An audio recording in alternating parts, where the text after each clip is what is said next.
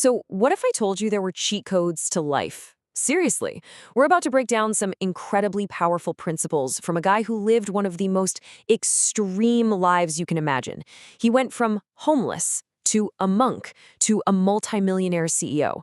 I mean, his journey is basically a masterclass in how to completely rewrite your own destiny. So where does a story like this even begin? Well, it starts at rock bottom, the absolute lowest you can go. As a teenager, he ran away from home and found himself completely homeless, sleeping on train station benches in Mumbai. No money, no career, no direction whatsoever. And then he does a complete 180-degree turn. He just walks away from the entire material world, joins a spiritual monastery, an ashram, and becomes a monk. He spent years in deep training, learning a totally different set of rules for how to live life. But the journey doesn't stop there. He pivots again, this time swinging in the complete opposite direction, right into the heart of technology. He actually earned a spot at MIT. Can you imagine that shift? He just dives headfirst into engineering, data, and this way of thinking called first principles, the art of breaking down really complex problems into their most basic truths. And this is where it all comes together. He applied everything he learned from the streets, from the monastery, and from MIT to achieve just massive financial success. He became the CEO, a board member, and an investor at tech companies that created billions, with a B, billions of dollars in value. So you gotta ask, right? How in the world does someone make a journey like that? It's not just about working hard. No way. It's about understanding the underlying rules of the game.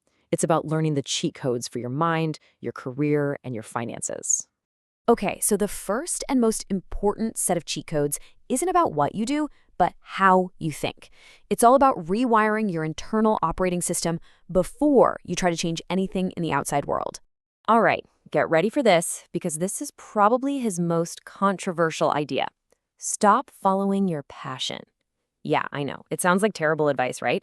But the data actually supports it. One study found that only 4% of students could actually make a career from their passion. For the other 96%, it's pretty much a dead end. And this quote just nails the point. Passion can be kind of flimsy, but effort is real. Where you're willing to put in the hard work, to really struggle and push through frustration, that's where you discover what you're truly about.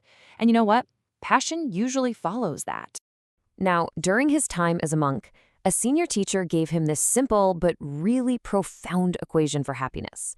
See, it's not about endlessly trying to get more stuff to own. The real cheat code is to manage the denominator, your desires. When what you want is less than what you have, happiness kind of just happens. He also explains that a lot of his early self-doubt wasn't even his. It was actually programmed into him during a really terrifying and abusive childhood.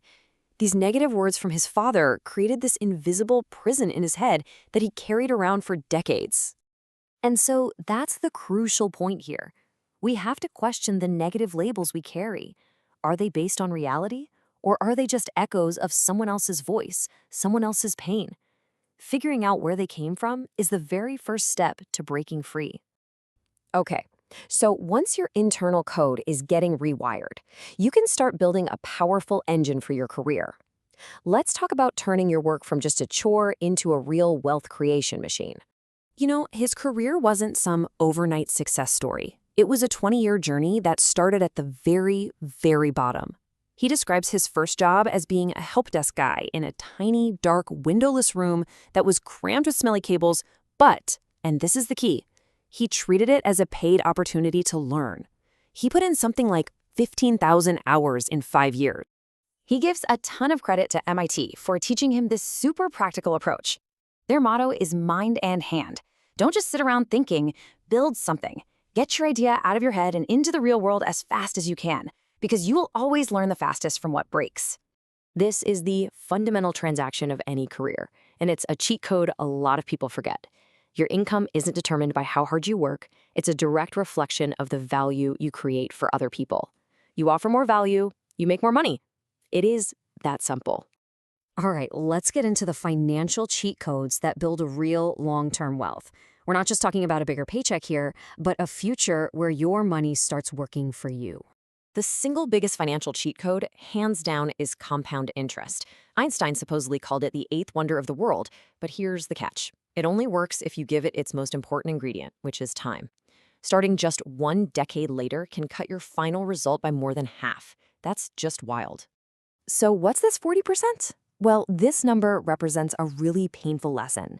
His net worth would be 40% higher today if he hadn't made one huge mistake. During the 2008 financial crisis, he panicked, and he sold his investments at the bottom, taking a permanent hit. The lesson? You gotta stay in the market. He uses this dead simple framework to manage his money. And the rule is simple, but it's totally non-negotiable.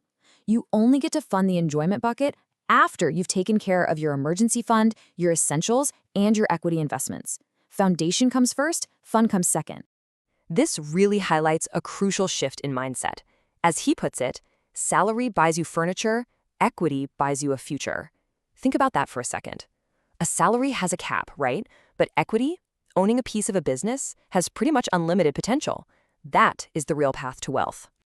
All right, so after you've started to master the internal game, the career game, and the financial game, what's left? What is the ultimate cheat code? What's the real purpose of all of this success?